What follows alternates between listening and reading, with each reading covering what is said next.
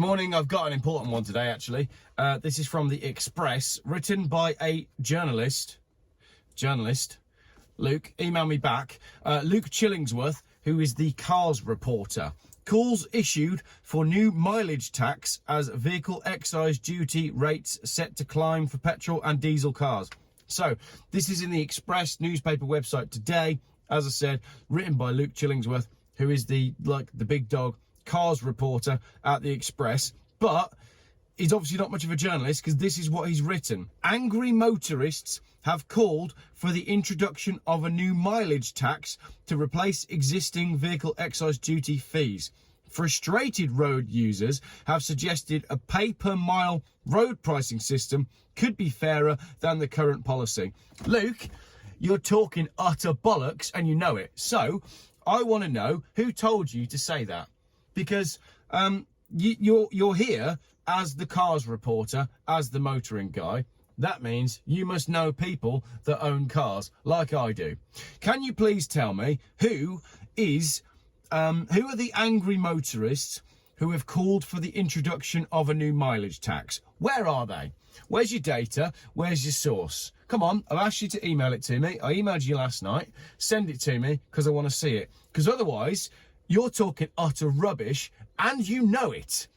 So be a proper journalist and do some proper research and don't just write what they tell you to write.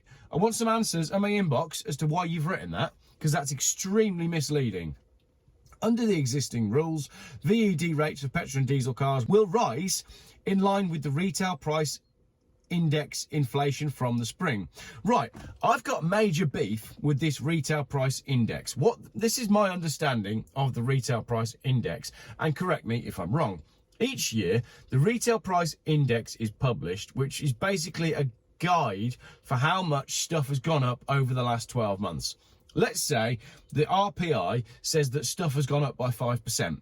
That means that in general, the price of things has risen by 5%. Now, what scumbag corporations do, like EE, they do it every year, they text me every year, and I have an argument with them every year, is they use the retail price index inflation figure to put their prices up. So these scumbag companies say, oh, the RPI has gone up by 5%, so we're putting our prices up by 5% in line with that.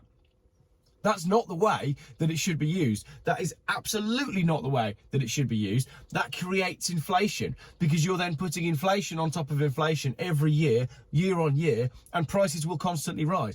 That is it price fixing? Is it fraud? Is it, what even is that? But just because the RPI figure is published, companies should not then rise their prices on the back of the RPI figure. It's not what it's for. It's just a guide as to how expensive stuff is. It doesn't mean you can now put your prices up by 5% because then next year's figure will be up by even more. It's total balls. Companies who put their prices up based on the RPI, bollocks. All of it is bollocks.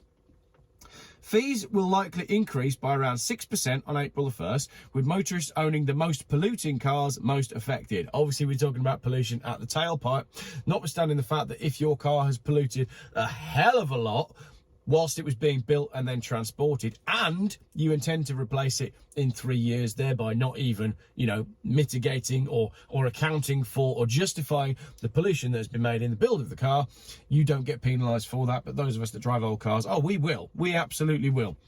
Pete Barden's predictions have revealed owners purchasing brand new polluting models emitting over 255 grams per kilometre of CO2 will be forced to pay £140 more. Again, this whole CO2 thing is tree food, isn't it? It's food for trees.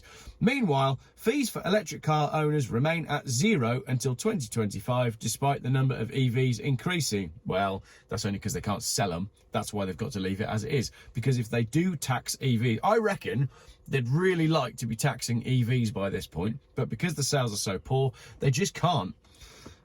This has left some road users to question whether the current system is fair or whether a new road pricing tool is the best approach.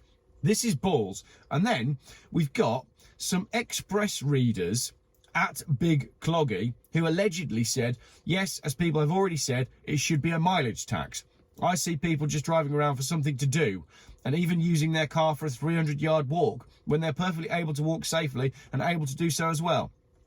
If you're the person that wrote that comment, please contact me, because I'd love to know if you're real, because I'm willing to bet that you're not, because I see people driving around for something to do. Firstly, when was the last time you saw someone driving around just for something to do? And secondly, how do you know when you look at someone who's in their car that they're driving around just for something to do? So that's balls, isn't it? Luke, sort this out, do some proper journalism. Armo at Armo533 explained, my car has a big engine, but I only do less than 2,000 miles a year, but paying for rich company cars, which do 2 times the mileage, it should be a mileage tax. Again, I'm calling total bull on this one, because who has a car that actually says, oh, my car has a big engine? That's the sort of thing that, I mean, my little lad is 7, and even he would say it's a 5 litre. You just wouldn't. People just don't talk like that. So they're not real people. At Pooran, really, that's the username, Pooran. I'm in the same boat as you. I just paid £695 for the year, and I only do 2,000 to 3,000 miles a year. But if I buy a new car under 40,000, I can do 30,000 miles crazy and pay a lot less. Well, that one doesn't even make sense. So, Mr. Chillingsworth, cars reporter for the Express, contact me. Let's do some proper reporting on this, shall we?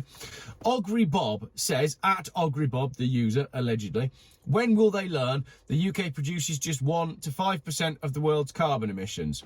That bit is true. I reckon they've thrown that one in there to be like, oh, look, these comments are real, because there's someone who's like anti all of this. And then we go back to the article.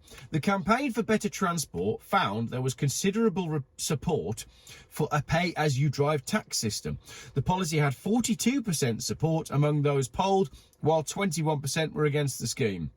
Where's the figures, Luke? You should have a link to those figures so that we can analyse them, because I'm willing to bet that those people that were polled are like people don't drive anywhere. This will be another one of those highly manipulated surveys. Among those who backed the idea, 58% said it may encourage people to drive less, while 57% revealed it would reduce the cost of driving. Really?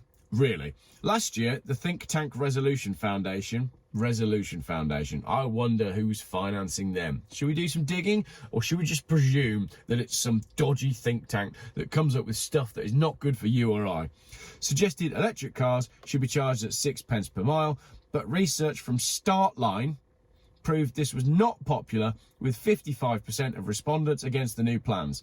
2 in 5 have claimed electric car tax should be kept low by the government in order to encourage the take-up of the new models.